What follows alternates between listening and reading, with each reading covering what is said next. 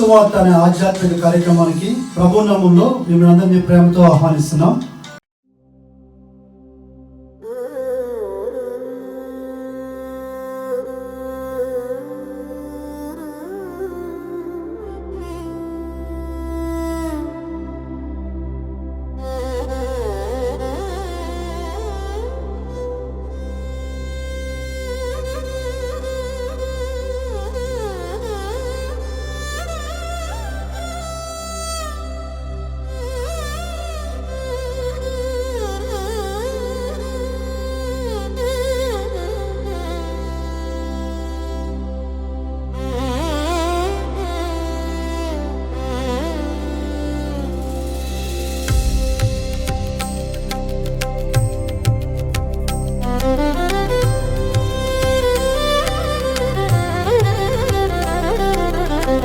ఎనలేని కనికరమే కరుణాధారలై నిండేనా ప్రభు.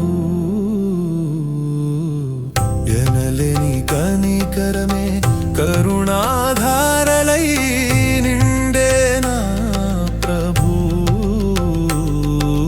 నీ నామ స్మరణే మాధుర్యమే నా దేవా.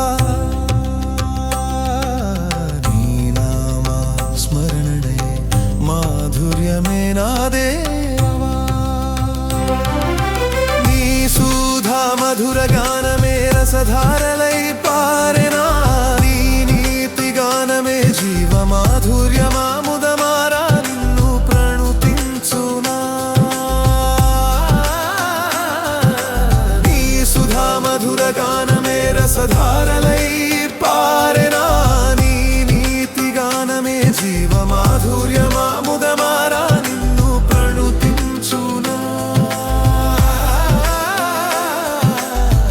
ఎనలేని కనికరమే కరుణాధారలై నిండేనా ప్రభు. ఎనలేని కనికరమే కరుణాధారలై నిండేనా ప్రభు. స్మరణే మాధుర్యమే నా దేవా. నీ నామ స్మరణే మాధుర్యమే నా దేవా.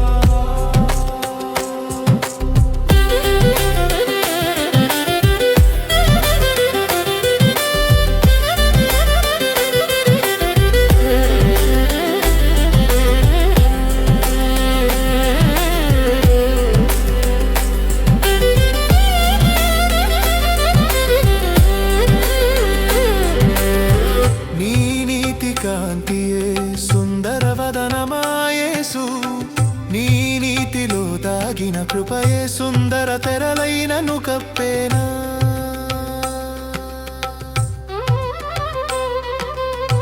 నీ నీతి కాంతియే సుందర వదనమాయేసు. నీ నీతిలో దాగిన కృపయే సుందర తెరలైనను కప్పేనా.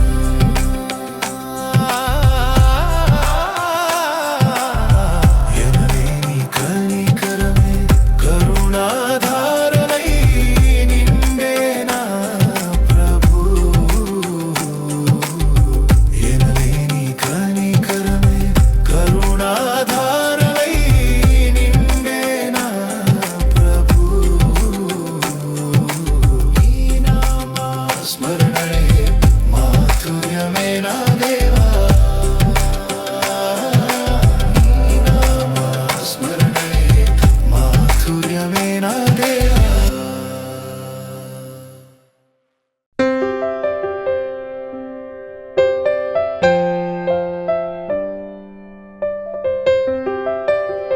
అపోస్తలుల కార్యం 20 అధ్యాయం 23 వచనం మనం చదివాను కదా, మళ్ళీ చదువుతున్నాను. 24 చదువుతాను. అయితే దేవుని కృపాసువార్తను గురించి సాక్ష్యం ఇచ్చిన ఇందు నా పరుగును నేను ప్రభువైన యేసు వలన పొందిన పరిచర్యను తుదముట్టింపు వలన నా ప్రాణమును నాకెంత మాత్రమును ప్రియమైనది ఎంచుకోలేదు. చిన్న ప్రార్థన. తండ్రి వందనం ప్రభువా, వాక్య భాగాలు నీవి మీ చేతులకు అప్పగిస్తున్నాను. పరిశుద్ధాత్మ యొక్క స్పర్శాత్మ దయచేయండి. పరిశుద్ధాత్మ యొక్క ఉప్పుదలు దయచేయండి. హృదయాలు నీ వాక్యం యొక్క సత్యం గ్రహించగలిగే జ్ఞానాన్ని దయచేయండి తండ్రి. ప్రభా మీ మార్గాన్ని తేటపరిచి మీ సత్యం చేత ముద్రించండి, మీ నీతి చేత ముద్రించండి. నీతిలో సత్యంలో నిలబడిన ఈ వాక్య భాగంలో అనేకులకు నాకు ఆశీర్వాదకరంగా చేయమని యేసునామములో స్తుతించి పెడుతుంటున్నాను తండ్రి. ఆమేన్. ఈ ఎన్నో రోజుల నుంచి ఈ వాక్య భాగం ధ్యానిస్తున్నా, ఒకసారి మీతో మాట్లాడినా సరే పూర్తి చేయబడలేదు కాబట్టి మళ్ళీ ఈ వాక్య భాగాన్ని మీ మధ్యలో నేను మాట్లాడుతుంటున్నాను. ఒకవేళ పోయినసారి చెప్పిన ఇవన్నీ చెప్పినా కొంచెం సహించుకోండి. ఎందుకంటే కంటిన్యూ చేసేటప్పుడు కొన్ని వస్తాయి చెప్పేటప్పుడు. దీంట్లో కృపా సువార్త అనే విషయం మీతో మాట్లాడాను, దాన్ని పూర్తి చేయలేదు నేను. కృపా సువార్త అనేది దేవుడు కలవరి సిలువలో ప్రాణం పెట్టినటువంటి రక్తం ద్వారా అనుగ్రహించబడినటువంటిది ఆ కృప. అందులో నుంచి సువార్త బయటికి తీసుకురాబడింది. సువార్తలో ఎన్నో విధాలుగా ఉన్నప్పటికీ కూడా మెయిన్ ఏంటంటే ఆయన రక్తమునందు విశ్వాసం అనేది ఒకటి. ఆయన రక్తము ఈ లోకంలో కలవరి సిలువలో ప్రభు తన ప్రాణం పెట్టడంలో ఆ యొక్క రక్తం ప్రోక్షించబడటం లేదా కుమరించబడటం అనేది అది ప్రధానమైనదిగా చెప్పబడింది. అది కొలస్సీ రాసిన పత్రికలో రాయబడిందంటే కొలస్సీ రాసిన పత్రిక 1వ అధ్యాయంలో రాయబడింది. అంతా చదవడం కష్టం కానీ 2 మాటలు చదువుతున్నాను. 20వ వచనం, భూలోకమున్నవైనను పరలోకమున్నవైనను వాటన్నిటిని ఆయన తన ద్వారా తనతో సమాధానపరచుకోవాలని తండ్రి అభిష్టమైన. తర్వాత 22వ వచనం, తన సన్నిధిని పరిశుద్ధులుగాను నిర్దోషులుగాను నిరపరాధులుగాను నిలవబెట్టుటకు ఆయన మాంసయుక్తమైన దేహంలో మరణం వలన ఇప్పుడు మిమ్మల్ని సమాధానపరచు. కింద భాగం, ఈ స్వార్థ వలన నిరీక్షణ నుండి కలిగిపోక విశ్వాసము నిలిచి ఇది మీకు కలుగును. పౌలు నేను ఆ స్వార్థకు పరిచారకుడైతేనే. దేనికి పరిచారకుడు అయ్యాడంటే క్రీస్తు యేసు రక్తం నందు విశ్వాసం ఒకటి మనల్ని పరిశుద్ధులుగాను నిర్దోషులుగాను నిష్కపటులుగాను తీర్చిదిద్దడానికి ఆ పరిశుద్ధుల రక్తం భూమి మీదకి పరలోకం నుండి శిలువ మీదకి, శిలువ నుండి భూమి మీదకి దొరించబడింది అనమాట అర్థం. ఎంతమంది గ్రహించుకుంటారో గ్రహించుకోండి, ఎందుకంటే ఎక్కువ విడదీసి చెప్తే సమయం దొరికిపోతుంది కాబట్టి. తర్వాత ఈ కృపా సువార్త అనేది గలతీ పత్రికలో కృపతో నడిపించడానికి ఆ విషయం చెప్పాను. ఇప్పుడు అపోస్తల కార్యాలు 20వ అధ్యాయంలో కృపా సువార్త గురించి సాక్ష్యం ఇచ్చిన నా పరువు అన్నాడు. దాంట్లో ఏంటి కృపా సువార్త గురించి సాక్ష్యం అనేది, ఈ కృపా సువార్త అతనికి ఎలా అర్థమైంది అనేది తను ఎటువంటి వ్యక్తో నేను చెప్పే అవసరం లేదు. బైబిల్ చెప్తుంది, లేఖనాలన్నీ కూడా చూపించబడుతున్నాయి. అతను ఎటువంటి వ్యక్తితో, అటువంటి వ్యక్తి ఈ లోకంలో ఎక్కడ ఉండడేమో. అటువంటి వ్యక్తిలో ఈ కృప ప్రవేశించినప్పుడు తనలో ఉన్న పాపం అంతా కూడా డిసపేర్ అయిపోయింది, అంటే మాయమైపోయింది. ఎలా ప్రవేశించిందో ఆ కృప తనలో ఉన్న పాపం, వ్యతిరేకత, దూషణ, హింసకుడిగా ఉన్నటువంటి తన జీవితం ఒక్కసారిగా ఆ రక్తం, ఆ కృప ప్రవేశించడంలో అది డిసపేర్ అయిపోయింది, అంటే అదృశ్యమైపోయింది అనమాట. అదృశ్యమైపోయింది, కనబడకుండా అదృశ్యమైపోయింది. అది అర్థం చేస్తుంది. రక్షణలో ప్రధానమైన మెట్టు అది. మరి కృపా సువార్త దాని గురించి, కృపను గురించి పత్రికల్లో ఎన్నో విధాలుగా రాస్తాడు ఆయన. ఎన్నో మాటలు రాసినా సరే ఒక్కొక్క మాట కూడా గనుల్లో నుంచి బయటకు వచ్చినటువంటివి, ఒక్కొక్క మాట కూడా మహిమైశ్వరం నుంచి బయటకు వచ్చినటువంటివి, ఒక్కొక్క మాట కూడా పరిశుద్ధాత్మ చేత ముద్రించబడినటువంటి మాటలే, ఓటర్లో నుండి వచ్చినటువంటి మాటలే. ఆ మాటలన్నీ బైబిల్ గ్రంథంలో ఎలా దాచబడి ఉన్నాయో, కృపలో దాచబడి ఉన్నాయి, మహిమలో దాచబడి ఉన్నాయి. మహిమ గల స్వార్థ అయింది, కృప కలిగిన స్వార్థ అయింది అనమాట. పరిశుద్ధమైన స్వార్థ అయింది. ఇలాగ స్వార్థలో ఎన్నో రకాలుగా స్వార్థలో అనేది వివరించబడ్డాయి. కానీ అన్నిటికీ మూలం ఏంటంటే సర్వసంపూర్ణత అందరూ నివసించవాలని శిలువ రక్తం చేత శుద్ధి చేసి అనే మాట చాలా ప్రధానం. బైబిల్ గ్రంథానికి మూలం, పాత నిబంధన కొత్త నిబంధనకి మూలం, ఒక విశ్వాసకి మూలం పరిశుద్ధాత్మ దేవుణ్ణి ఈ లోకానికి ప్రభు పంపడంలో క్రీస్తుని రక్తాన్ని ముద్రించడానికి ఆ కార్యం ఎంత అతీతమైందో ఒక వ్యక్తి గ్రహించగలగాలి.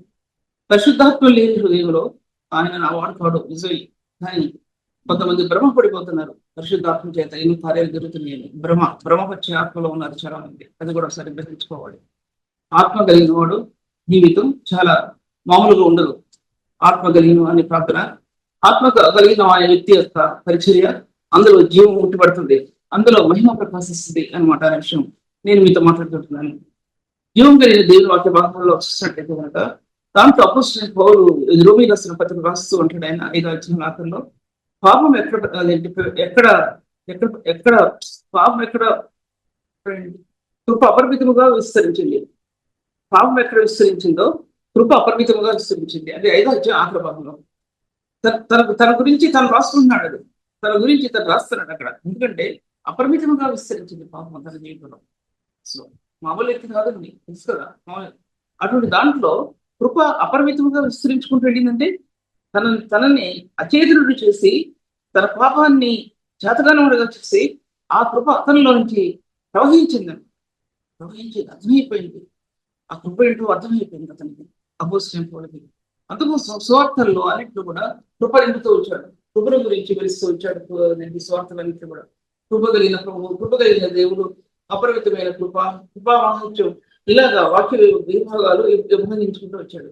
అది గ్రహించాలంటే ఒక వ్యక్తి ముందు తన రక్షణ యొక్క స్థానం ఎలా ఉంది దేవుని సన్నిధిలో.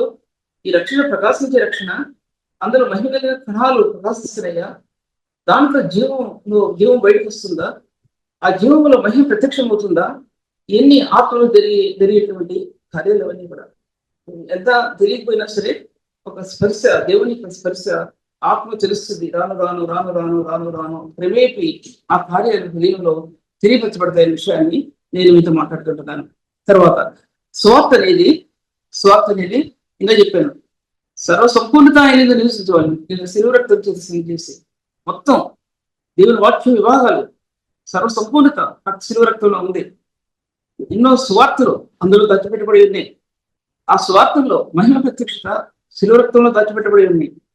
దేవుడు తన యొక్క రక్తంతో ముద్రించడం అనేది అందులో దాచిపెట్టబడి ఉంది. వెలుగుతో ముద్రించడం అనేది అందులో దాచిపెట్టబడి ఉంది. ఒక్క మాట వివరించలేదు కదా, ఒక్కో మాట కూడా వివరించాలి. అర్థం చేసుకోండి విషయాలు. ఏ ఒక్క మాట వివరించలేదంటే, ఒక మాట వివరిస్తే గంట సమయం నేను తీసుకోవాల్సి వస్తుంది. వాక్యం తెలిసినట్టు మీరు, పరిశుద్ధాత్మ చేత సంధించబడినట్టు మీరు ఈ వాక్యాన్ని గ్రహించడానికి దేవుడు మిమ్మల్ని బలపరచడం కాదు. ఎందుకంటే మట్టిని లోకంలో దేవుడు చీకటి లోకాన్ని వెలుగుతో ఎలా ముద్రించాడో, కొత్త నిబంధనలో మానవ హృదయంలో చీకటి హృదయాన్ని కూడా ఆయన వెలుగుతో ముద్రించాడు. ఆయన రక్తంలో సర్వసంపూర్ణత అనేది ఏంటంటే, ఒక మాట చెప్తున్నాను. ఆయన రక్తంలో సర్వసంపూర్ణత అంటే ఏంటంటే, అందులో నీతి దాచిపెట్టబడి ఉంది, అందులో కృప దాచిపెట్టబడి ఉంది, అందులో మహిమ దాచిపెట్టబడి ఉంది, అందులో తర్వాత జీవం దాచిపెట్టబడి ఉంది. అందులో ఆయన రక్తంలో జీవం ఇచ్చే రక్తం, దాంట్లో అమూల్యమైన రక్తం అన్నాడు ఆయన పేరు పత్రిక. అమూల్యమైన రక్తం దాచిపెట్టబడింది అందులో. తర్వాత ఇలాగా ఎన్ని సత్యాలు ఈ ఒక రక్తంలో దాచిపెట్టబడింది. అర్థం కదా. ఆయన జీవం కానీ, ఆయన శక్తి కానీ, ఆయన కృప కానీ, ఆయన మహిమ కానీ, లేకపోతే ఆయన వెలుగు కానీ, దేవునికి సంబంధించినవి ఎన్నున్నాయో అన్ని ఈ రక్తంలో మిళితమైపోయి ఉన్నాయి. ఇలాగ మిళితమైపోయి అంటే కలిసిపోయి ఉన్నాయి అన్ని రక్తంలో. ఒక వ్యక్తి క్రీస్తుల రక్షణ అంగీకరించినప్పుడు ఆ ప్రతి గుణగణం కూడా హృదయంలో ఉంటది. ఒకవేళ హృదయంలో లేదంటే, హృదయంలో ఏమీ లేవు, నీతి లేదు, పరిశుద్ధత లేదు, ఏమీ లేవు, రక్షించబడ్డానని అంటారు. ఆ వ్యక్తి రక్షించబడిన వ్యక్తి కాదు. రక్షించబడిన వ్యక్తి కాదు. ఆ వ్యక్తి ప్రభువుని తెలుసుకున్న వ్యక్తి కాదు. ఈ జీవితం వలన, ఆ జీవితాల వలన క్రీస్తు ఏంటో బయలుపరచబడాలి. క్రీస్తుని బయలుపరచబడనటువంటి జీవితం అది రక్షించబడిన వ్యక్తి కాదు. ఒకవేళ పడిపోతే తర్వాత పడిపోవటం.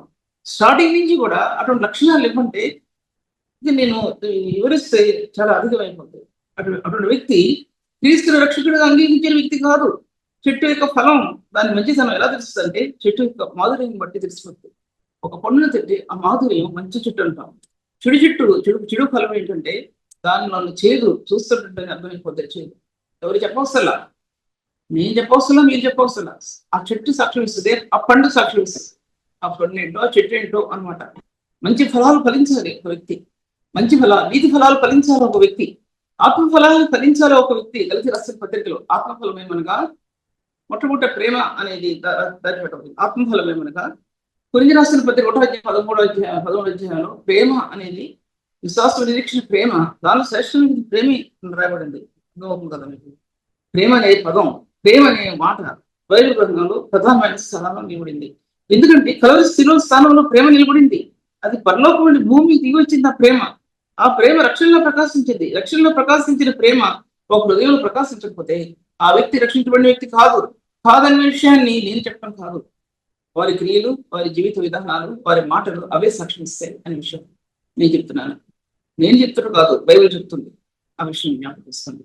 అందుకోసం దేవుని వాక్య భాగాల్లో ఈ యొక్క రక్తంలో ఇది దాచిపెట్టబడింది, చాలా విలువైనవి దాచిపెట్టబడింది. అందుకోసం ఒకటో పేతురు రాసిన పత్రిక 1వ అధ్యాయంలో 11వ అధ్యాయంలో చూడండి. పూర్వకాలం ముందు ప్రవక్తలు ఈ రక్షణ గురించి పరిశీలించారు. 1వ పేతురు రాసిన పత్రిక 1వ అధ్యాయంలో 10 మీ కలుగున కృపను గురించి ప్రవచించిన ప్రవక్తలు ఈ రక్షణ గురించి పరిశీలించడం తమ ఎన్నున్న క్రీస్తు ఆత్మ విషయమైన శ్రమలను గురించి, వాటి తర్వాత కలుగు మహిమలను గురించి ముందుగా సాక్ష్యం ఇచ్చినప్పుడు ఆ ఆత్మ ఏ కాలమును బట్టి ఏ కాలమును ఎట్టి ఇక్కడ ముందుగా సాక్ష్యం ఇచ్చో ఆత్మ ఏ కాలమును ఎట్టి కాలమును సూచించవచ్చునో అర్థం చేసుకోవాల్సింది. తర్వాత ముందు భాగాల్లో ఆ కృపను గురించి ప్రవచించారు ప్రవక్తలు ఆ కృపను గురించి. ఆ కృప ఎట్టి కాలంలో ఎలా వచ్చిందో, ఏ కాలంలో ఎలా వచ్చిందో పరిశీలించి తెలుస్తున్నారు. ఆ కృపను గురించి ఎలా వచ్చింది ఆ కృప. మనం కలవరి శిలువలో ప్రాణం పెట్టిన ప్రభు నుంచి ఆ కృప వచ్చిందని అందరికి కూడా బాగా తెలుసు. వచ్చిన దానిలో ఉన్న స్థానాన్ని గ్రహించగలిగిన వారు కొద్దిమంది.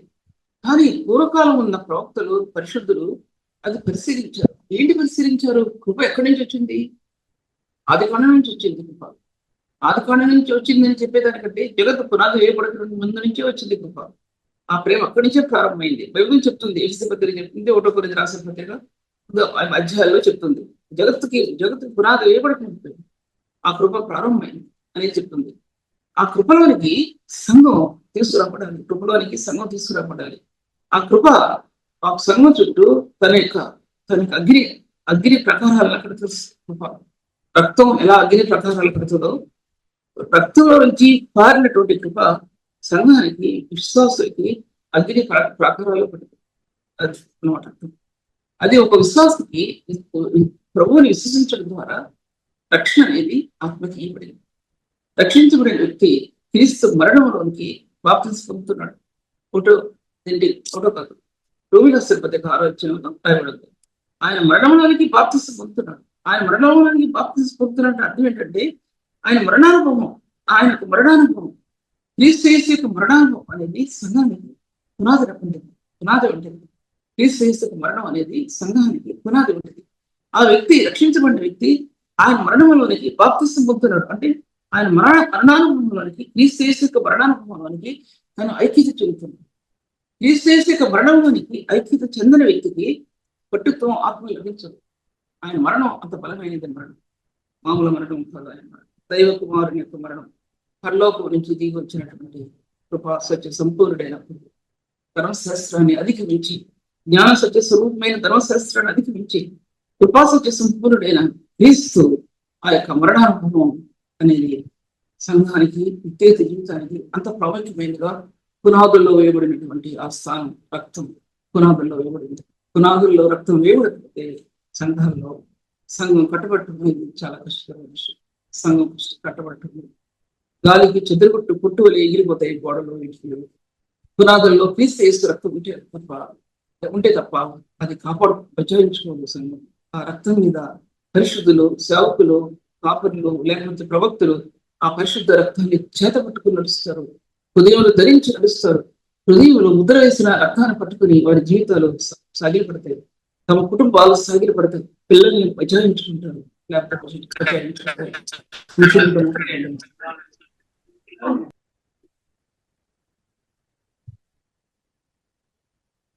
దేవుని వాక్య భాగంలో చూసినట్లయితే కనుక ఆ పేతురు రాసిన 1వ పత్రికలో రాయబడినటువంటి సత్యం ఒకసారి జ్ఞాపకం చేస్తుంటే, ఏ కాలంలో ఎట్టి కాలంలో సూచించవచ్చునో దాన్ని విచారించి పరిశోధించాడు.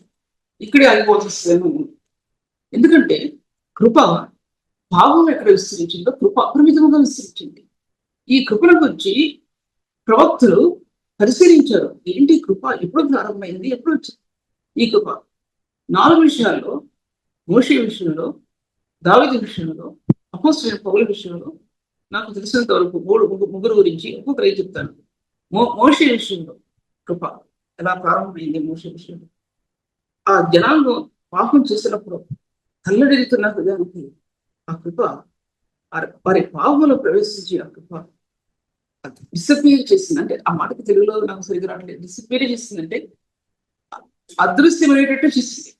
ఆ కృప వారి పాపాన్ని నాశనం చేసేసింది. ప్రతిలాడుకున్నాడు దేవుణ్ణి. ప్రభా ఎలాగా ఈ జనం ఆయన గతించి చెప్పట్లా, గతించిన వివాహాలు చెప్పడం లేదు, మరలా నూతన వివాహాలు మేము మధ్యలో పెడుతున్నాం. ఆ కృప ఏంటి? మోషే పక్షంగా మోషే ప్రతిలాడుకుంటుంటే దేవుణ్ణి ఆ కృప, ఆయన గుణాలలో ఆయన కృప అనేది మొట్టమొదట ప్రారంభమైంది. మోషే గ్రహించలేదు వారి భయంకరమైన పాపాన్ని అదృశ్యంగా చేసి పడేస్తుంది, నాశనం చేసి పడేస్తుంది.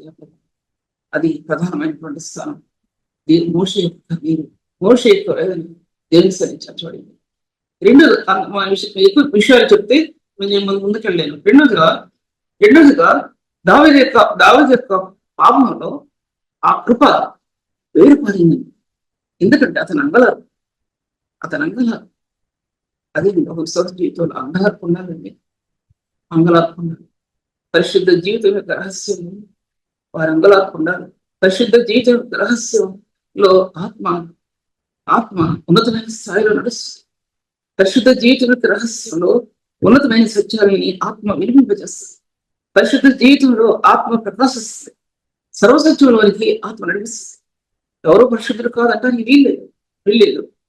శరీరంతో ఒక వ్యక్తి, పుట్టిన వ్యక్తి పాపాత్ముడు కావచ్చు, కానీ అందులో నూతన పురుషుడైన క్రీస్తు, ఆయన నూతన పురుషుడైన క్రీస్తు, నూతన జీవాన్ని ఇచ్చినటువంటి క్రీస్తు, నూతన ఆత్మనిచ్చినటువంటి క్రీస్తు ఆ తన స్వరక్తంతో పరిశుద్ధ స్థలంలోనికి ప్రవేశించిన క్రీస్తు, ఆ రక్తం యొక్క ప్రోక్షణ ఆ పరిశుద్ధంలో నిలబడి ఉందండి. దాన్ని పట్టుకుని ప్రతిరాడతారు పరిశుద్ధులు, దాన్ని పట్టుకుని వేదన చెందుతారు పరిశుద్ధులు. ఆ రక్తం యొక్క విలువ అమూల్యమైనది చెప్పాడు పేతురు. అమూల్యమైనది, ఎంతో విలువైనది, నిర్దోషమైనది ఆ రక్తం. ఆ యొక్క రక్తం గురించి చెప్పాడు.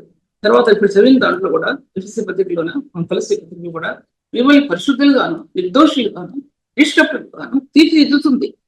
ఆత్మ ట్రాన్స్పరెంట్ గా, అంటే తేటగా, ఆత్మ నీ హృదయం తేటగా దేవుని వాక్యం నీకు ఇంగించబడుతుంది. నీకు దర్శనం దేవుని వాక్యంలో బహు తేటగా, ఎక్కడైతే పాపం యొక్క కలయిక హృదయంలో ఉందో ఆ దర్శనం పోతుంది. తేట అయిన దర్శనం పోయి డూప్లికేట్ గా ఒక వ్యక్తి వాక్యం చెప్పడానికి మూలమైపోతుంది. ఆత్మ తేట అయిన దర్శనం పొందాలంటే ఒక పరిశుద్ధుడు విలవిలలాడాలి దేవుని సన్నిధిలో. నేను పరిశుద్ధుడు అనుకుని గుడి చేస్తున్నాను కాదు, నేను పరిశుద్ధుడు కాను ప్రభా అని ఆ వాక్య భాగాన్ని బోధిస్తున్నప్పుడు తన ఆత్మ అంగలచ్చదు. నేను పరిశుద్ధుడు కాను ప్రభా, నీ రహస్యం, నీ ఉన్నతమైన రహస్యాన్ని నాకు బయలుపరచు. ఎందుకంటే నేను ఎంత గొప్పవాడిని అనుకున్నాను నీ దృష్టిలో నేను పాపడుతున్నాను. ఎందుకంటే ఈ పాప శరీరంతో నేను పొందుతున్నాను ప్రభా, నీ దృష్టిలో నేను పాపడుతున్నాను. ఎందుకంటే నువ్వు నన్ను పరిశుద్ధంతో నింపావు, నిజమే. నీ రక్తం ఇచ్చి నన్ను కొన్నావు, కానీ ప్రభా నీ కణాలు, శరీరం ఉన్న కణాలు నీ పాప కణాలే ప్రభా. అంతరంగంలో ఉన్నాను నేను నూతనమైన జీవం, అంతరంగంలో ఉన్న నీకు నూతనమైన వెలుగు, జీవపు వెలుగుతో నువ్వు నన్ను ముద్రించావు కనుక ప్రభా ఈ యొక్క పరిచర్యలో ఒక నూతనమైన సంగతులు ఆత్మ తెలియపరచు. కృపామహ దైశ్యం అనేది ఆత్మ లించే నాత్మ అంటే ఏంటో ఆ భాగంలో ఇంకా రాలేదు. అటువంటి సత్యాలన్నీ కూడా ఒక పరిశుద్ధుడు వేదన పడే స్థానాల్లో ఇవన్నీ నిలబడతాయండి. ఎంతమంది వేదన పడుతున్నారు? నూతనమైన పరిచర్య కోసం దాన్ని పట్టుకుని వేలాడుతున్నారా? లేదా నూతనమైన పరిచర్య కోసం సంఘం క్షమాభివృద్ధి చెందడానికి నేటి క్రైస్తవ సంఘం, నేటి క్రైస్తవులు లేదా నేటి కాపురులు ఏ విధంగా ఉన్నారు? స్త్రీలైనా సరే, బ్రదర్స్ అయినా సరే, సిస్టర్స్ అయినా సరే, ఎంతమంది ఉన్నారు ఇక్కడ? అవశ్యం నాకు అప్పగించిన పని, ప్రభు నాకు ఇచ్చిన ప్రత్యక్షత మీ ముందు పెడుతున్నాను. మీకోసం నేను ఎవరి కోసం, ఎవరు నాకు తెలియదు కాబట్టి, ఎవరో ఒకటి తెలుసు కాబట్టి, అంతకు మించి నాకు ఎవరితో కూడా పరిచయం లేదు. అయినా సరే ప్రభు ఇచ్చిన వాక్య భాగాన్ని మీ మధ్యలో పెడుతున్నాను. దయచేసి మీరు లోబడాలని మాత్రం ఉంటే కోరుకుంటున్నాను. నేను దేని వాక్య భాగాల్లో ఆ కృపలో ఇన్ని దాచిపెట్టలేదు నేను చెప్పాను కదా. అందుకోసం మోషేలో మొట్టమొదటిగా ఆ కృపను గురించి, కరిగిరాని గురించి దేవుడు మోషేతో మాట్లాడాడు, దావీదుతో మాట్లాడాడండి. నీ పరిశుద్ధ స్థలం అన్నాడు కదా దావీదు. నీ పరిశుద్ధ స్థలం, ఒక్కొక్క పరిశుద్ధుడికి పరిశుద్ధ స్థలం స్వాస్థ్యంగా ఇవ్వబడుతుంది. నేటి కాపర్లకి పరిచారకులకి పరిశుద్ధ స్థలాన్ని కేటాయించాడు దేవుడు. దానిలో నుంచి ఎన్నో స్వాస్థ్యం కనుగొనడానికి ఆత్మని సంచికరువుగా ఇచ్చాడు. బైబిల్ చెప్తుంది, నేను చెప్పడం కాదు, కల్పనాకథలు కాదు. బైబిల్ చెప్తుంది ఆత్మను సంచికరువుని ఇచ్చాడు దేవుడు. ఆత్మను సంచికరువును ధరింపజేశాడు, ఆత్మను స్పర్శించాడు. ఈ పరిశుద్ధమైన స్వాస్థ్యాలకి అధికారులుగా చేశాడు, మనం ఆస్తికర్తలుగా చేశాడు. దానిలో ఆస్తికర్తలుగా చేశాడు ప్రభు అని.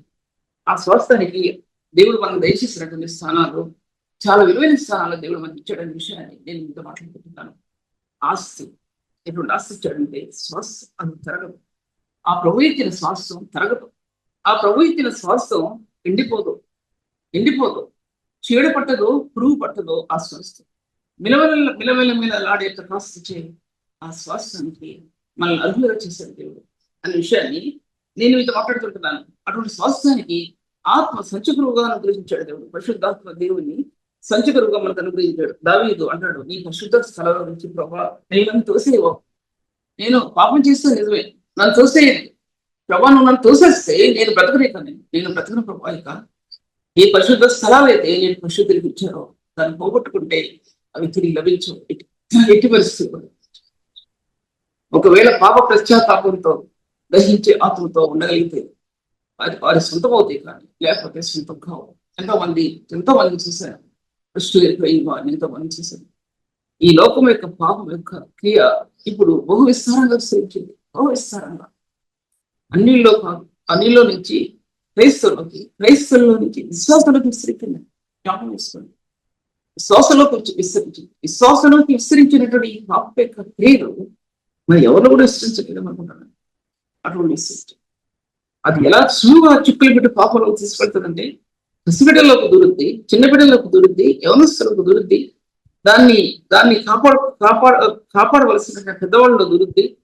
పర్వాలేదని అనుకున్నటువంటి పాపం సంఘానికి కేంద్రమైపోయింది. ఆలోచించుకోండి. పరిశుద్ధులైన వారు, పరిశుద్ధులైన పెద్దలు, అధికారులు, గొప్పవారు దాన్ని అంతర్య నేత్రాలతో దాన్ని బంధించారు. దాన్ని అపోస్తలుడైన పౌలు 1 అధ్యాయంలో మీ మనోనేత్రంలో వెలిగింపబడినందున, ఆ మనోనేత్రాలు వెలిగింపబడినటువంటి ఒక పరిశుద్ధుని హృదయంలో ఆ పాప స్థాయి తన హృదయంలో బంధించబడితే సంఘం యొక్క పాప స్థాయి బంధించబడుతుంది. లేకపోతే విచ్చలడు అయిపోతుంది. సంఘం నేడు జరుగుతున్నది అంతా ఇప్పుడు జరుగుతూ ఉంది సంఘాలు అనే విషయం మీ మధ్యలో మాట్లాడుకుంటున్నాను. తర్వాత వాక్య విభాగాలు వచ్చినట్లయితే దావీదు కన్నీరు, అపోస్తలుడైన పౌలు లేదన ఆ కృపా సువార్తను గురించి సాక్ష్యం ఇచ్చేది నా పరుగు. నేను పరిగెట్టే పరుగు ఏంటంటే ఆ సువార్తను గురించి ప్రభా, ఆ కృపతో కూడిన సువార్త పదవుల్ని ఆ జీవితంలో నాలాంటి వ్యక్తి ఎవడు కూడా లేడు. అటువంటి వ్యక్తిని లో పాపాన్ని మొట్టమాయం చేసేసింది ఆ కృప. మొట్టమాయం చేసింది, వచ్చు కనబడకుండా చేసి పడేసింది ఆ కృప. అటువంటి కృప, తను ఎరగని కృప తను చూపించింది. తను ఎరగనటువంటి మహిమ తనకు చూపించింది. అన్నాడు, తల్లి గర్భమునందు నన్ను ప్రత్యేకించుకుని పిలిచిన వాడైనటువంటి ఆ కృపతో నన్ను పిలిచిన వాడైన ప్రభు గలతీ పత్రికలో రాయబడి లేదు. తర్వాత ఈ సువార్త నాకు ఎవరి వల్ల నాకు తెలియవచ్చబడలేదు, ఎవరు నాకు బోధించలేదు. యేసుక్రీస్తు ప్రత్యక్షత వల్ల మాత్రమే నాకు లభించింది, కానీ ఎవరు నాకు బోధించలేదు సువార్త. నాకు ఎవరో టీచ్ చేయలేదు సువార్తను గురించి. నేను ఎక్కడ చదవలేదు, ఎక్కడ వినలేదు. పరిశుద్ధాత్మ దేవుని వాక్య విభాగాల్లో దాచబడిన సువార్త నీ ఆత్మకి వినిపించబడినప్పుడు, ఆ సత్యం నీకు వినిపించబడినప్పుడు ఎవరో నీకు చెప్పనవసరం లేదు. ఎవరి పునాది మీద ఆధారపడే అవసరం లేదు. ఆ పునాది క్రీస్తే నీకు కట్టబడే పునాది క్రీస్తే. ఆ క్రీస్తు మీద నీ ఆత్మీయ జీవితం కట్టబడుతున్న విషయాన్ని మీ మధ్యలో నేను మాట్లాడుతుంటున్నాను. అటువంటి స్థానాలు దేవుడు ఇచ్చినట్లు మీతో మాట్లాడుతుంటున్నాను. అందుకోసం అపోస్తలుడైన పౌలు తన జీవిత విధానంలో ఏ కృపనైతే పొందాడో రాశాడండి. ఏ కృపనైతే పొందాడో రాశాడు. దావీదు ఏ కృపనైతే పొందాడో రాశాడు. గీతాన్ని రాశాడండి. ఏ కృపనైతే పొందాడు దావీదు రాశాడు. ఏ కృపనైతే పొందాడో అపోస్తలుడైన పౌలు ప్రత్యేకలు కూడా ఆ కృపను నింపిస్తాడండి.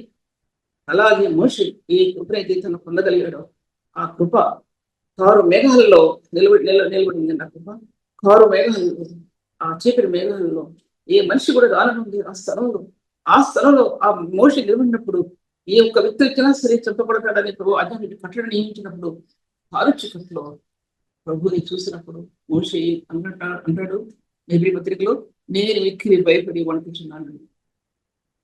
నేరేకి భయపడి వణుకుచున్నాను. ఆ దినాన్న కారు మేఘాలు, సాంద్ర మేఘాలు అన్నాడు. ఇప్పుడు మరి చాలా చోట్ల సాంద్ర మేఘాలు కమ్మేస్తాయి అంటారు, చీకటి మేఘాలు కమ్మేస్తాయి అంటారు. దీంతో అది పోల్చడానికి కాదు నేను చెప్పేది. అది మొట్టమొదట అర్థం చేసుకోండి. అది మొట్టమొదట అది ఆదిమ కాలంలో, అంటే మొట్టమొదటి కాలాల్లో ఆ సాంద్ర మేఘాలు కమ్మేస్తాయంటే అందులో నుంచి అగ్ని పుట్టింది, అందులో నుంచి మెరుపులు పుట్టాయి, అందులో నుంచి ఉరుములు పడ్డాయి, అందులో నుంచి ఆ వర్షంలో నుంచి కెమికల్స్ ద్రవించే భూమి మీదకి ఆ వర్షం కెమికల్స్ అనేవి దాంట్లో నుంచి భూమి మీద దిగి వచ్చాయి. అదొక్కటి మోషే చూసిందండి. ఆ సీనాయి కొండ మీద ఆ దాంట్లో నిలబడ్డాడు. అక్కడ మోషే మీద పడలేదో అది నాకేం తెలియదు, కానీ ప్రభు సన్నిధిలో ఉన్నాడు. మోషే నిలబడ్డాడు, బయటకు వణికిపోయాడు. అక్కడ అగ్ని పుట్టింది, ఉరుములు పుట్టాయి, మెరుపులు పుట్టాయి. మెరుపులు ఎక్కడ పడితే ఏం వస్తుందో, ఉరుములు ఎక్కడ పడితే ఏం వస్తుందో, సముద్ర అగాధాలలో ఉరుములు పడితే ఎక్కడ ఏమవుద్దో అది కృపకే కానీ అని రాయబడింది. కృపకే కానీ, లేకపోతే పగ తీర్చుకోవడానికి కానీ దేవుడు కొన్ని పెట్టాడు బైబిల్లో. ఇవన్నీ కూడా ఆధునిక కాలంలో సైన్స్ అనేది అభివృద్ధి చెందడానికి కాదు, మొట్టమొదటి లోపల ప్రవేశించింది. అది అందుకోసం జ్ఞానం, మోషేకున్న జ్ఞానం, కంటితో చూసిన జ్ఞానం, తన చెవులతో వినగా చూసిన జ్ఞానం, ఆ శబ్దాలు విన్నటువంటి మోషే ఏం జరుగుతుందో తన కళ్ళారా చూసినటువంటి జ్ఞానం. అతను జ్ఞానాత్మ సంపూర్ణుడు ఆయన అని రాయడు. జ్ఞానాత్మ సంపూర్ణుడు అతను మిక్కిలి సాత్వికుడు, ఎంత జ్ఞానం కలిగిన వ్యక్తి మోషే.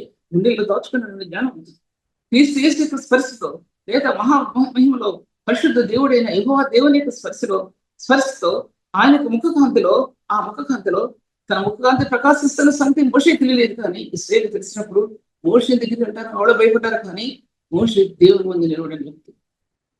ప్రజలు భయపడాలంటే, సంఘం భయపడాలంటే, ఒక సేవకుని ముఖం దేవుని ముందు నిలబడాలంటే తన మోకాళ్ళ మీద, తన ముఖం భూమిలో నేల మీద తన కన్నీటి వేరు లేపడాలి. లేకపోతే ఎవరు భయపడరు. సేవకునికి స్థానం అంత ఉన్నతమైన స్థానం, అది రహస్య స్థానం, దేవునితో గడిపిన స్థానం అన్నది, దేవునితో ఏకమైన స్థానం అంటది. ఇది ఉట్టి కథ కాదండి, ఇది ఉట్టి బుటకాలు కాదు, నాటకాలు కాదు నేను చెప్పేది. ఇది స్కిట్స్ కాదు వేసేది చర్చలో చేయడానికి.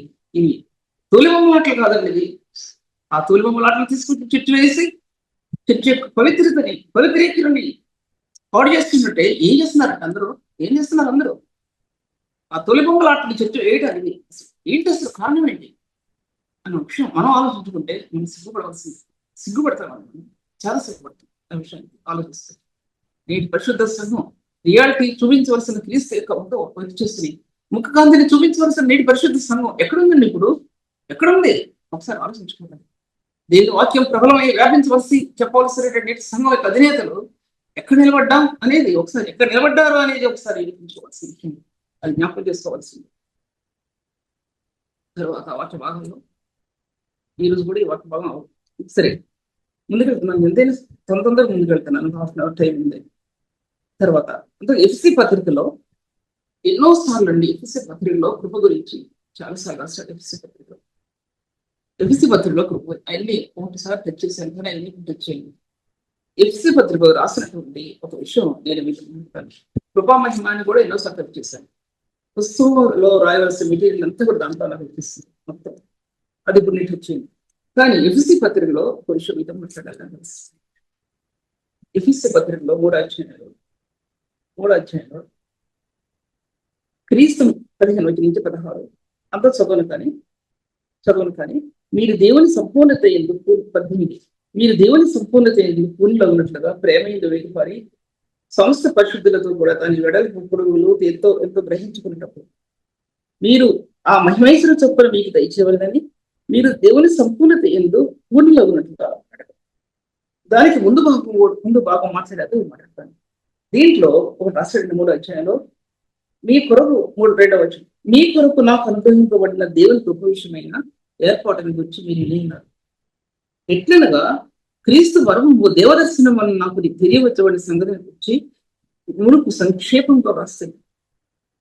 దీంట్లో మీ కొరకు నాకు అనుగ్రహింపబడిన దేవుని కృప విషయమైన ఏర్పాటుని గురించి మీరు విన్నారు. మీకోసం నాకు దేవుని కృప ఇవ్వబడింది. ఎందుకంటే నా పాపాన్ని, నా అపవిత్రతని దుర్మాడిందంటే రక్తం.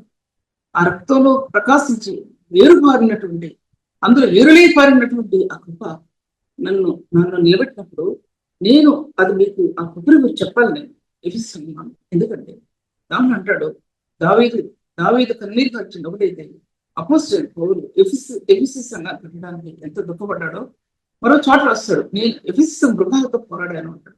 ఇప్పుడే మృగముల వంటి వారు అంటే అప్పుడు ఎలా ఉంటారండి? మృగాల వంటి వారు ఎఫెసీ మృగాలతో నేను పోరాడానంటే ఆ వేదన సొంతుందా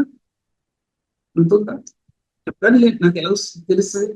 వాళ్ళతో పోరాడి ఎఫెస్ దాంట్లో సంఘాన్ని కట్టి ఈ ఎఫెస్ సంఘాల గురించి ప్రకటన గ్రంథంలో 7 దీపస్తంభాల మధ్య సంచరించేవాడు చెప్పి సంగతులు ఏమనగా అని దాంట్లో రాస్తూ మొట్టమొదటి ఎఫెస్ సంఘాన్ని మెన్షన్ చేశాడు దేవుడు అక్కడ. కాకుండా ఎఫెస్ సంఘాన్ని మొట్టమొదటి అక్కడ చూపించాడు. ఈ ఎఫెస్ సంఘం అనేది ఎన్నో బంధకాల్లో నుంచి, ఎన్నో శ్రమంలో నుంచి, విగ్రహారాధనలో నుంచి తప్పించబడినటువంటి ఎఫెస్ సంఘం. దాంట్లో ఉన్న పెద్దలు ఎటువంటి పెద్దలు ఏంటారు? అటువంటి పెద్దలందరినీ కూడా అపోస్తల కార్యాల్లో 20 అధ్యాయంలో తన ఎదురుగా పెట్టుకొని మాట్లాడుతున్నాడు. దాంట్లో నాదేంటంటే నేను చెప్పే వాక్యం ఏంటంటే, నేను చెప్పే సత్యాలు ఏంటంటే ఒక్కటే నేను చెప్తాను ఏంటంటే, దేవుని కృపా సువార్త గురించి సాక్ష్యం ఇవ్వడానికి నా పరువు అది. కొంతమంది అనుకుంటారు మనం ముందుకెళ్తుంటే ఓహో వీళ్ళు ఏదో బయటికి ఏదో చూపించలేకెళ్తున్నారంట, లోకస్తులు అంటారని.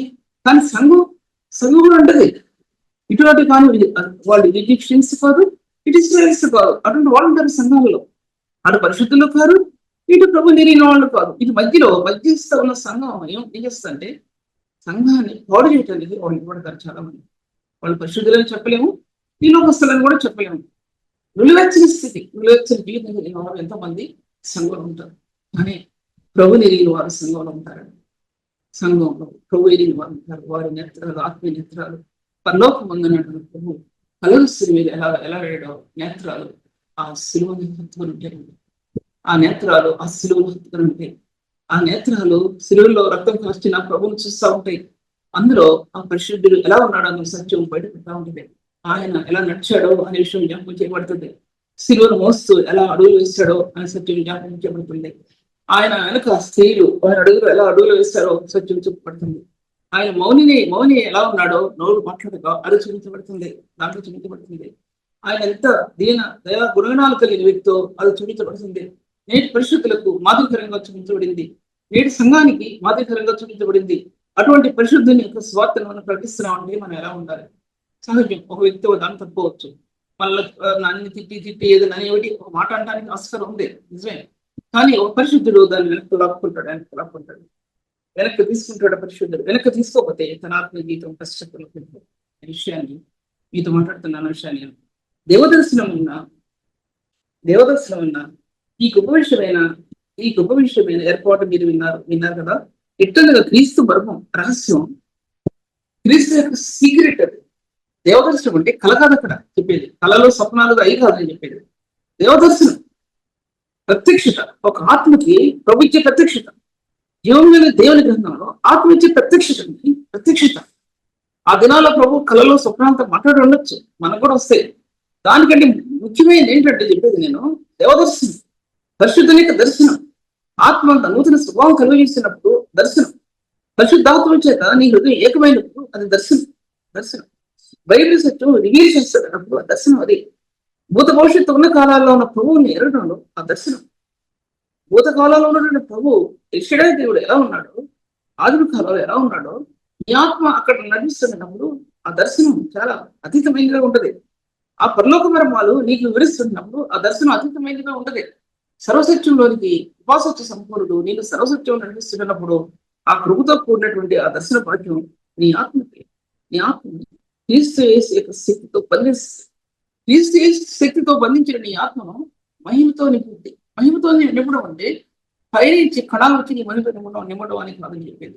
మహిమతో నింపడం అంటే నీ హృదయంలో ఇంకా వీడనాడబడిన, నీ హృదయంలో ఇంకా విడిచిపెట్టబడిన దుష్క్రియలు, నీ హృదయంలో ఇంకా ప్రభుని ప్రేమించినటువంటి మనస్సు, క్రీస్తు విరోధంగా నువ్వు ఈ అంతరంగంలో ఒకరిని ముందు రానికుండా అడ్డుగా నిలబడిన నీ పాపం హృదయం, నీ పాపం ఎంతమంది చూస్తాను పరిశుద్ధులు. ఒక పరిశుద్ధుడు తనకంటే ముందుగా ఉంటాను వీళ్ళేనటువంటి చేసే పాపాలు చాలా ఉన్నాయి నీ పరిశుద్ధ మధ్యలో. ఇటువంటి నీచ క్రియలు, అపవిత్రమైన క్రియలని కూడా ఈ మహిమ యొక్క స్థానాల్లో మొట్టమాయమైపోతాయి. తేటైనది, పరిశుద్ధిని చూచిన తేటైనది, శిలువ యొక్క దర్శనంలో క్రీస్తు మహిమ చూచిన హృదయం, ఆ మహిమలో కలవరి శిలువలో కార్చిన ప్రభు యొక్క రక్తం, ఆ మహిమలో అందులో దాచబడి ఉన్నది నువ్వు చూస్తే, ఆ మహిమ యొక్క స్థానాన్ని నువ్వు చూస్తావు. క్రీస్తు రక్తం చూడలేని నీవు ఆత్మ చేత ఆ రక్తం యొక్క ప్రోక్షణకి రాలేని నీవు, అపవిత్రమైన పాప స్థానాన్ని విడిచిపెట్టలేనటువంటి నీవు, ఆ మహిమైక స్థానాలు ఆత్మలో ఎలా ప్రత్యక్షమవుతాయని అనుకుంటున్నారు ఎవరైనా సరే ఒకసారి ఆలోచించండి. ఆ మహిమ యొక్క ప్రత్యక్షతలు అనేది దేవుని గ్రంథంలో నుంచి క్రీస్తు రక్తం యొక్క ఆ దారం ఎర్రటి దారం రక్తంతో కూడినటువంటి ఆ మహిమాయుక్తమైన స్థానంలో నేను నిలబెడుతుందండి. అప్పుడు నిలబెట్టినప్పుడు ఈ దర్శనం, ప్రభు యొక్క దర్శనం నీకు బహుతేడగా ఆత్మకి ఇంపార్టెంట్లుగా చూస్తావు. దేవుని కృప విషయమైన ఏర్పాట్ల గురించి మీరు విన్నారు. క్రీస్తు మర్మము దేవదర్శనం వల్ల నాకు తెలియపరచబడిన సంగతిని గురించి మునుగు నేను సంక్షేమంగా వస్తాయి. అది దేవుని యొక్క దర్శనం వలన మొట్టమొదటిగా అపొస్తలుడైన పౌలుకి దమస్కు మార్గంలో కలిగిన దర్శనం అనేది కొత్త నిబంధనలో పత్రికల్లో ప్రధానమైనదిగా నిలబడిందండి. బైబిల్ గ్రంథంలో ప్రధానమైనదిగా నిలబడింది. ఆది కాండంలో వెలుగు ఎలాగా బైబిల్ గ్రంథం తెరవడానికి ఆ వాక్యం ఎలా ఎవరైందో అలాగా బైబిల్ గ్రంథంలో ఒక పాప యొక్క హృదయం తెరవటానికి ఆది కాండం నుంచి నేను మధ్యలో చెప్పాలంటే అలా నాలుగు విషయాలు చెప్పాలి. అది నేను అవాయిడ్ చేసి నేను దీంట్లో చెప్తున్నా, అర్థం చేసుకోండి. ఒక ఆది కాండం వెలుగు గురించి కాదు, అవి చెప్పిన తర్వాత ఇంకా 4 విషయాలు నేను పాత నిబంధనలు చెప్పాలి. చెప్పకుండా నేను ధీటుగా నేను అపొస్తలుడైన పౌలు గురించి కొత్త నిబంధనలకు వస్తాను. ఎందుకంటే సబ్జెక్ట్ అవదని దాంట్లో అపొస్తలుడైన పౌలు తను చూచిన వెలుగు వేరు, ఆది కాండంలో ప్రకాశించిన వెలుగు వేరు, తను చూచిన ఆ మహిమాయుక్తమైన వెలుగు వేరు. ఎన్నోసార్లు చెప్పిన విషయాన్ని అది చెప్పడం లేదు. ఇప్పుడు నేను ఆ మహిమాయుక్తమైన వెలుగు, కలవరి శిలువలో దాచబడినటువంటి వెలుగు, కలవరి శిలువలో ఉన్నటువంటి ఆ వెలుగు, ఆయన మట్టిలోకిగా దాచబడినటువంటి ఆ వెలుగు, ఆ మహిమాయుక్తమైన వెలుగులో తన హృదయం వెళ్ళిపోయిందండి. తన ఆత్మ వెళ్ళిపోయింది. దాంట్లో వెళ్ళిపోయినప్పుడు తను ఏం చూస్తున్నాడంటే ఆది కాండంలో ఉన్నటువంటి ఆ వెలుగు చూస్తున్నాడు, పూర్వం సత్యాలను చూస్తుంటున్నాడు, పరలోకం నుండి ఆ వెలుగు ఎలా దిగి వచ్చిందో చూస్తున్నాడు, అందులో మహిమ కలిగిన స్వార్థ ఎలా బయటికి బయలుదేరిందో చూస్తున్నాడు. పరిశుద్ధులైన ప్రభు ఏంటో అర్థమైపోతుంది. మొట్టమొదట కృపతో తన అంతరంగాన్ని, తన పాప హృదయాన్ని నాశనం చేసినటువంటి దేవుడు ఆ మహిమ కలిగిన ఆ ప్రత్యక్ష ఆత్మకు అధిష్ఠించినప్పుడు కృపా మహిమ ఏంటో ఆత్మసిద్ధం అయిపోయింది. ఇప్పుడు సంగమా కృపా మహిమ ఏంటో ఆత్మసిద్ధం అయిపోయింది. పరిశుద్ధులారా, కృపలో ప్రకాశించే మహిమ ఏంటో మీ ఆత్మకు అర్థం కాకపోతే ఆత్మలో హృదయాన్ని పెట్టుకోండి. ఆ మహిమ ఒక వర్డే చెప్తున్నా, కృపా మహిమని ఒకసారి చెప్పాలి నేను ఆ వర్డ్ చెప్పకుండా ఒకసారి చెప్తున్నాను. ఎందుకంటే ప్రత్యక్షత, ఆ మహిమ యొక్క ప్రత్యక్ష, కృప ద్వారా ఆత్మకి ఇచ్చిన ప్రత్యక్షత, కృప ద్వారా ఆత్మకి ఇచ్చిన మహిమ యొక్క దర్శనం, కృప ద్వారా ఆ కృప అనేది క్రీస్తు రక్తం విశ్వాసంలో ఒక వ్యక్తి ప్రాధాయపడినప్పుడు, ఒక వ్యక్తి ఎప్పుడు ప్రాధాయపడతాడంటే ఎన్నో విషయాల్లో ప్రాధాయపడతాడండి. ఒక పరిశుద్ధుడు ఆ కృపను పట్టుకొని ఎన్నోసార్లు ప్రాధాయపడతాడు. ముఖ్యంగా సేవలో ప్రాధాయపడతాడండి. ఎప్పటికప్పుడు తన సేవకి అడ్డుగా వచ్చే ఆటంకాలు, అడ్డుగా వచ్చే సమస్యలు, అడ్డుగా వచ్చే తొందరలు, వాటి కోసం తన హృదయం దుఃఖమయమైపోతుంది. అది ఒకటి చెప్పాను నేను. కానీ ఒక సేవకుని హృదయం పరిశుద్ధ స్థానాల్లో నిలబడటానికి అతని హృదయం చాలా వేదన పడుతుంది. ఎందుకంటే ఆ దర్శనాన్ని సంఘానికి ఇవ్వాలి. ఆ దర్శనాన్ని సంఘానికి ఇస్తే సంఘం వాళ్ళ ఇష్టానుసరం నడవరు. వాళ్ళ ఇష్టానుసరమైనటువంటి స్థానాన్ని, పరిస్థితుల్ని సంఘంలో తీసుకురావడానికి వాళ్ళు ఇష్టపడరు సంఘస్థులు. ఎందుకంటే ఈ దర్శనం లేకపోవడం వలన సంఘం ఉచ్చినోడిగా వెళ్ళిపోతుంది. వీటి మీదకి ఆట మీదకి చిన్నపిల్లలు మంచి మాట్లాడటానికి కుదరదు, యవనస్తులు మాట్లాడటానికి కుదరదు.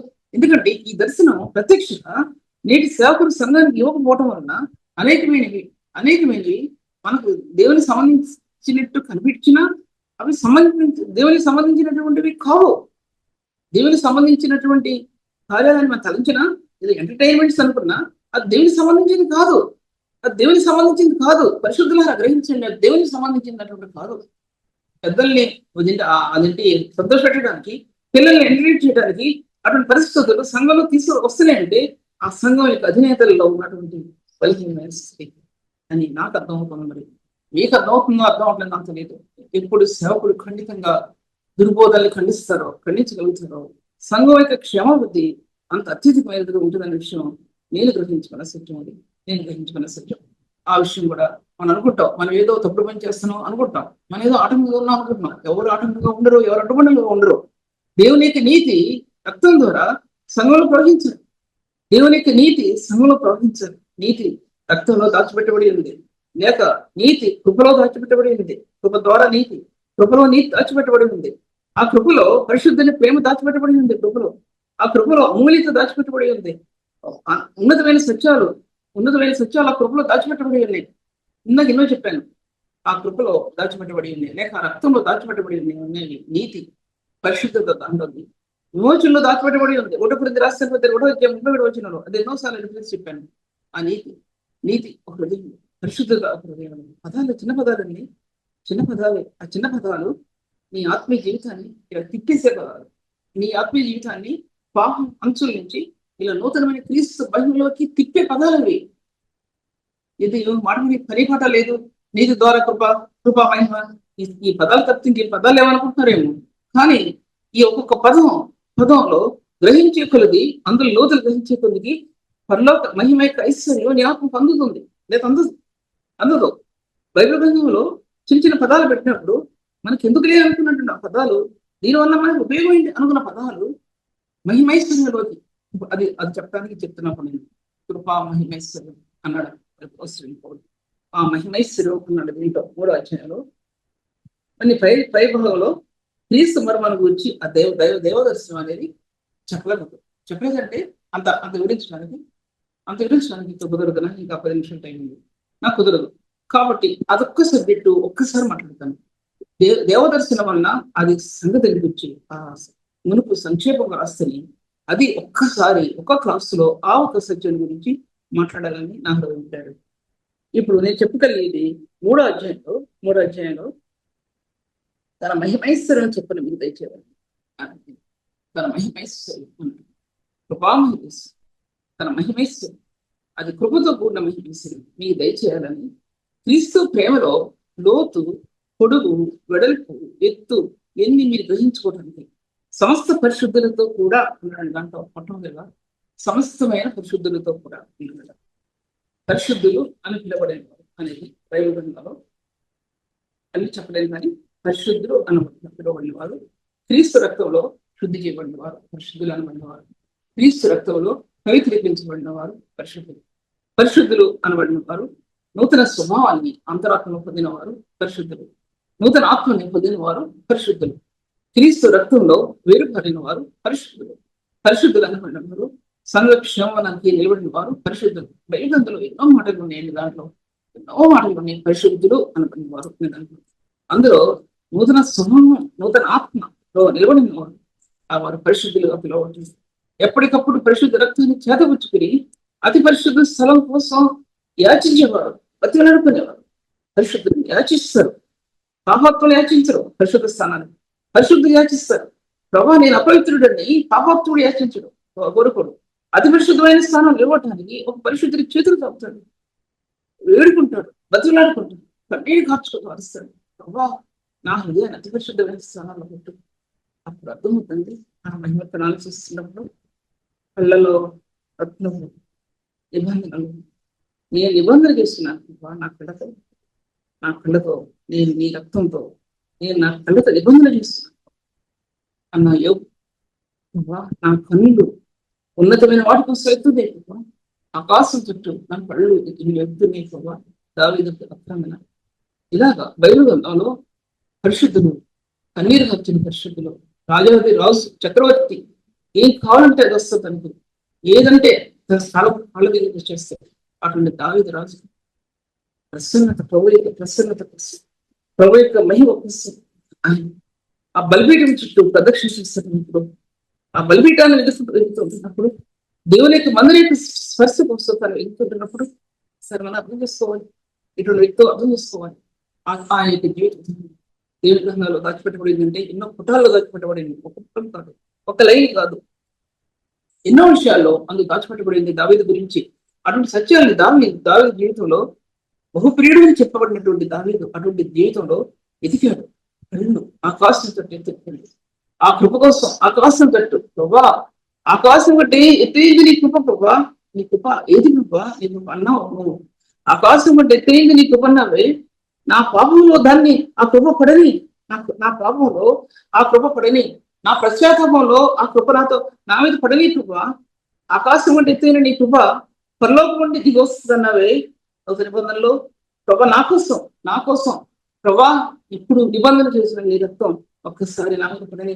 ఏ యొక్క ఆక్రమణ నా కళ్ళతో ప్రభా, నీ నిబంధన చేస్తున్నటువంటి ఈ యొక్క రక్తం నా కళ్ళు ప్రభా, పరమందు నిన్ను చూస్తున్నాడు నా కళ్ళు, నీ మహిమ యొక్క దర్శనం కోసం నిలబడి ఉన్నాను ప్రభా నేను. అందుకే ఏవుకి మహిమ యొక్క దర్శనం ఇవ్వబడింది. పాత సృష్టిలో మొట్టమొదటి సృష్టిలో ఉన్న దర్శనం ఏవుకి ఇవ్వబడింది. దర్శనం ఆత్మ యొక్క దర్శనం ఇది, ప్రత్యక్షత ఇది. ఈ ప్రత్యక్షత నేటి పరిశుద్ధులు కావాలండి. వాక్యాన్ని చూసి వేయకండి, వాక్యాన్ని ప్రబలమైనట్లు మీరు చేస్తే డబుల్ ఫోల్డ్ బ్లెస్సింగ్స్ ఇస్తాయి మీకు. మీరే దానికి పక్కన పడేయకుండా ఇతరులకు మీరు ఇచ్చినట్లయితే డబుల్ ఫోల్డ్ బ్లెస్సింగ్స్ వస్తాయి. అది మాత్రం జ్ఞాపకం చేసుకోండి. రెండంతర ఆశీర్వాదాలు వస్తాయి. నేనేదో పెద్దానని అని ఉద్దేశం కాదు. నాకు తెలుసు నేనేంటో నాకు తెలుసు, నా జీవితం ఏంటో నాకు తెలుసు. ప్రభు పాదాల ముందు నలిగిన నా జీవితం ఏంటో నాకు తెలుసు. ఆయన పాదాలతో నాకు నింపబడినటువంటి జీవితం ఏంటో నాకు తెలుసు. లేకపోతే నేను మీ ముందు సవాల్ చేయలేను. అటువంటి పరిశుద్ధుడైన ప్రభుని మీకు నేను ప్రకటిస్తుంటున్నాను. అందుకోసం ఇది అవ్వదు. ఈ సబ్జెక్ట్ ఎందుకు అవ్వదంటే, ఇప్పుడు మీతో నేను చెప్పాల్సింది ఏంటంటే, సమస్త పరిశుద్ధులతో అటువంటి పరిశుద్ధులు ఏకత్వంలో, పరిశుద్ధుల యొక్క ఏకత్వంలో ఈ పరిశుద్ధులందరూ కూడి ప్రార్థిస్తున్నప్పుడు, ఏక మనసుతో ప్రార్థిస్తున్నప్పుడు ఇటువంటి పదాలతో నామకర్థంగా చేసే ప్రార్థన గురించి మాట్లాడటం లేదండి. నేను ఆ ప్రార్థన గురించి మాట్లాడటం లేదు. నామకర్థంగా 2 నిమిషాలు మూసేయండి ప్రార్థన, 1 నిమిషం చేసేయండి ప్రార్థన అని చెప్పే ప్రార్థనలో అది విజ్ఞాపన యొక్క రహస్యాన్ని వెల్లడి చేయలేవు అని జ్ఞాపకం చేసుకోవాలి. ఇంత 1 గంటలో 10 మంది చేసేసేయాలి. 1 గంటలో ముగించి చేయాలంటే అక్కడ విజ్ఞాపన రహస్యంలో దేవుని ప్రత్యక్ష ఆత్మకి ఇవ్వబడదండి. సమయానికి కేటాయించాలి. రాత్రి సమయం దొరకకపోతే ఉదయకాల సమయం కేటాయించాలి. దేవుని సన్నిధికి పరిశుద్ధ సంఘంలో కేటాయించాలి. పరిశుద్ధులు హృదయాలు ఏరులే పరాలండి, అన్నీరు. ఆ నిబంధన రక్తం యొక్క విలువ నీ కుటుంబానికి నిబంధన చేయబడిన రక్తం నీకు కట్టబడుతుందండి. నీ ఆత్మకి ఎలా కట్టబడిందో నీ కుటుంబానికి అలా కట్టబడుతుంది. నీ కుటుంబం అంత ఉన్నతమైన స్థాయిలో నిలబడుతుంది. సమస్త పరిశుద్ధులు, సంఘంలో ఉన్న పరిశుద్ధులు ఎవరైనా సరే, సిస్టర్స్ అయినా, బ్రదర్స్ అయినా, ఎవరైనా సరే, అధినేతలైనా సరే, ఎవరైనా సరే, ఆ పరిశుద్ధుడు సాగిపడి ఏడుస్తుంటే సంఘం ఎలా ఉంటుందండి? ఆ పరిశుద్ధుడు సాగిపడి దేవుని ఏడుస్తుంటే సంఘం ఎలా ఉంటుందండి? అగ్ని ప్రవాహాలు సంఘం మీద ప్రమరించబడతాయి. అగ్ని గోత్రాలు సంఘంలో నిలబడతాయి. సంఘం చుట్టూ పరిశుద్ధాత్మ అగ్ని నిలబడుతుందండి. సంఘం చుట్టూ ఆ స్థాయిలో మనం ఎక్కడున్నాం. నేను వాక్యం అండి వచ్చేవారు మొదలు పెడతారు. వచ్చేవారు నేను చెప్పబోయేది దేవుని యొక్క మర్మం అనేది, శిలువ యొక్క మర్మం గురించి, ఈ భాగం గురించి నేను ధ్యానించి ఈ విషయాలు మీతో మాట్లాడతాను. ప్రభు ఈ వాక్యానికి దీవించారు. ప్రార్థన చేస్తుంది. పరిశుద్ధమైన జీవం కలిగిన ప్రభు, ఈ సత్యం అనేది ప్రభు ఆత్మదిత్యమైనది. సర్వసత్యంలోనికి ఈ యొక్క వాక్య విభాగాలు నడిపిస్తున్నప్పుడు తండ్రి దాని పొడుగు లోతు ఎత్తు వెడల్పు గ్రహించగలటానికి సామర్థ్యవంతులుగా మీరు మమ్మల్ని చేసి నడిపించండి ప్రభు. అనండగా ఈ వాక్యాన్ని ఆశ్రయించి ఎవరు త్రోసి వేయకూడదు, ఎవరు మాకు కాదనుకోకూడదు ప్రభు. మాకు కాదనుకున్న వారి హృదయాలకి అది లేనితో నింపబడుతుంది. ఇది ఐశ్వర్యం అనుకున్న వారికి అది గొల్లతో నింపబడుతుంది. సంవత్సరమైన కృపా మహిమేశ్వరంతో నింపబడుతుంది. ఈ సత్యాన్ని తృణీకరించే వారికి వారు గాలిని స్వతంత్రించుకుంటారు, కానీ ఈ సత్యాన్ని అంగీకరించిన వారు ఈ మహిమను స్వతంత్రించుకుంటారు. ప్రభు మీరు ఆశీర్వదించండి. నాకు అనేకులకు దీవెనకరంగా చేసి నడిపించండి. యేసు నామములో స్తుతించి వేడుకుంటున్నాను. ఇంతవరకు సిస్టర్ సుల్తాన్ రవి గారి వాక్యాన్ని ఆత్మలో ఆనందించి దేవుని మేలు పొందాలని నమ్మి దేవుని స్తుతిస్తున్నాం. మీ యొక్క అభిప్రాయాలు కామెంట్స్ ద్వారా మాకు తెలియపరచండి. Please like, comment, share and subscribe. God bless you all.